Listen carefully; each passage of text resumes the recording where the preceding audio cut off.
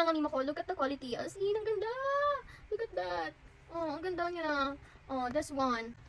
Hi guys! So for today's video, meron akong i-recommend sa inyong bag from Boston Teen. Oh my gosh, I love the color.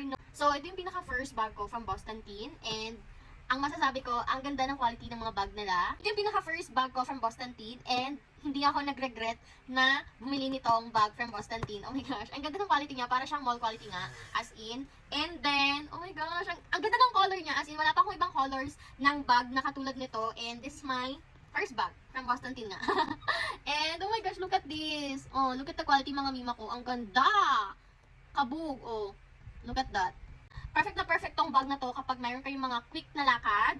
Talagang ito on the go. Pwede mo tong bitbitin kahit saan, bagay na bagay sa mga outfit nyo. Okay, this one, pwede nyo siyang handbag. And then, pwede din siyang sling bag. Tapos, pakita ko sa inyo yung loob. Very spacious na din siya mga mima ko. And madami kayong malalagay dito, kahit small bag lang ito. Ayan o. Andito yung power bank ko. Ayan, power bank ko. And tapos, yung mini fan ko from Viso Life. So, ayan. Ganyan yung loob ng mima ko. Malalim to. Very spacious. Madami nang lalagay. And meron siya dito little bulsa. And ito, huwag nyo tatanggalin kasi sabi daw is, yun yung nagpapatibay ng relasyon. Lang. Ito yung nagpapatibay ng bag. Kaya huwag nyo tatanggalin yan. Okay? O, ayan. So, kung gusto nyo din to mga mima ko, i-share ko na lang dito yung link sa baba. And mag-check out na kayo. Bye!